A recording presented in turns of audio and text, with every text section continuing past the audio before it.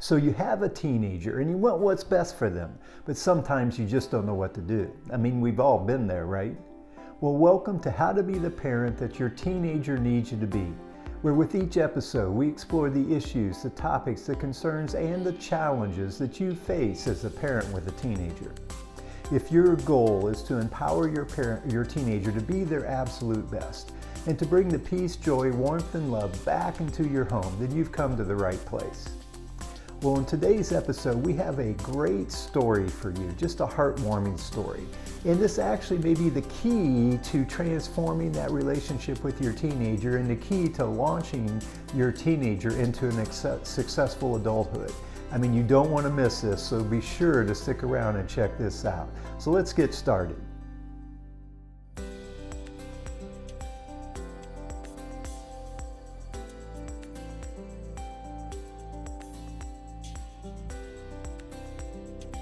Well, hello again, everyone. My name is Jim White, and I'm an author, coach, and the founder of the Family Enrichment Academy. And today I have a very powerful story for you, and the insight that came from that as I heard this story being presented on a YouTube video, actually. But before we get to that, though, I did want to share with you one item. I do have a free resource for you. One of the most common questions that I get from parents is, how do I get my teenager to open up and talk more? Well, the simple answer is to ask better questions. Well, so what I have for you, I have 10 questions you should never ask your teenager. Think of these as like conversation killers. And then I have 10 great questions. These are the conversation starters. And again, it's a free resource. There'll be a link in the show notes. You can click that link, take you right to our website, and you can download this information. Be sure to check that out. So anyway, back to our story. So as I mentioned, I found this to be a very powerful story. And where I picked it up, or where I heard this, I was watching an interview between, his name is Ed Mylett and Shetty. And I'll actually put a link to this interview in the show notes as well, because I think it's well worth watching. And it was talking about manifesting and really kicking off your 2023. And it was a conversation between these two gentlemen. And the powerful component that I wanted to share today, and it really connects to your role as a parent and your ability to engage with your teen, transform that relationship, and make a difference and really make change happen and to move things forward. And the story was around a health issue that Ed Mylett had. And the analogy, I'll give you that first. I mean, you know how sometimes we say we want something, right? Like a lot of times people will talk about being healthier. I want to be healthier. I want to lose a little weight. And we may start, and for the first few weeks we do okay, but then it sort of slips away, right? We lose our motivation, our inspiration, and we sort of resort back into our old habits. Well, this particular story provided some insight into how to not have that happen, how to be able to maintain that motivation and that inspiration.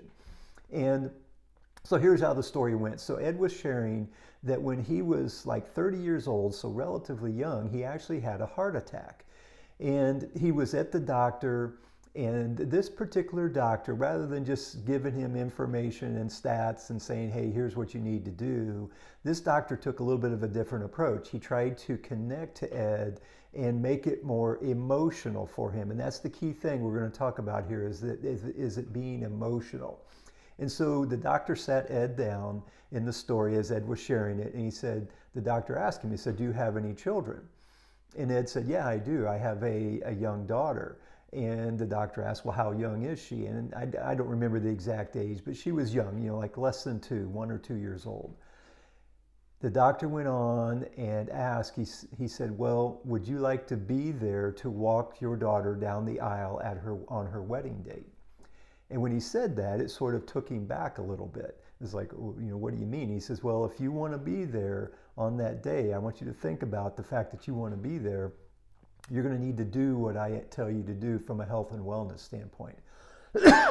So you can, again, imagine that create a little bit of a shock to Ed, if you will. And it gave him some inspiration. And actually, he said the doctor sort of wrapped it up. He said, now, if you don't want to have another man, so picture this again, you don't want to have another man walk your daughter down the aisle on her wedding day, then you need to do what I tell you to do. in the story, Ed said he carried that forward with him. And so now you can see how that's emotional. I mean, when I tell that story, it's sort of, it gives me a little bit of goosebumps, right? I mean, you start to think about what does that mean.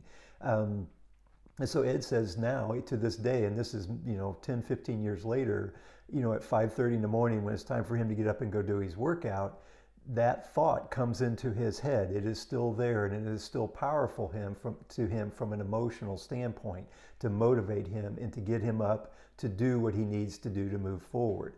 That idea of another man walking his daughter down the aisle. So the whole point is there's an emotional component to it, and it's his reason or his why. Sometimes you may have heard that referred to as, why are you doing something? And a lot of times we want something, but if we don't have that really strong emotionally tied why to why we're doing it, we tend to then fall back to our old habits. So how this is connected to the work you're doing as a parent and that personal growth process that you're going through. I want you to think for a minute about what is your why, and dig a little deeper into it and see if there's an emotional component. I mean, what is it that's causing you to want to grow and develop and learn as a parent? And when you find that reason that has that little bit of an emotional charge to it, that's the one you're looking for, because that's what's going to keep you moving. And again, what I find in the work that I do, we may have great ideas and great techniques and strategies that I share with parents, but sometimes they struggle implementing them into their day-to-day life because there's a little resistance there, right? And you got to be able to push through that resistance. And how you do that is if you have a reason that's emotionally charged, that why has some emotional charge to it, that's going to motivate you and keep you moving forward through and being able to make that change and implement the strategies or techniques that you want to do that create the result that you want on the other end of it. So anyway, I just thought it was a really powerful story, and just that whole idea of the emotion around it. And again, I invite you to go check out this video. When he's sharing that story, you can just feel and see the emotion that's there for him. And so that's what you're after for yourself. What is it for you and your role as a parent, and what is it you want for your children that has that emotional tie? So really look for that. Ask that question. It's a key to being able to move forward. So that's it for today. Again, I have that free resource for you, those 10 questions you should never ask your teenager, and those 10 great questions. That link will be down below as well. As always, it's truly an honor to be able to serve and support you as you move along your journey as a parent and becoming the hero within your family. And again, the key to that's going to be digging down deep and finding that emotional connection that you need to be able to move forward. So again, it's an honor to be here. I'm so glad to be able to serve you as you move along this journey. Until next time, remember, a change in perspective changes everything.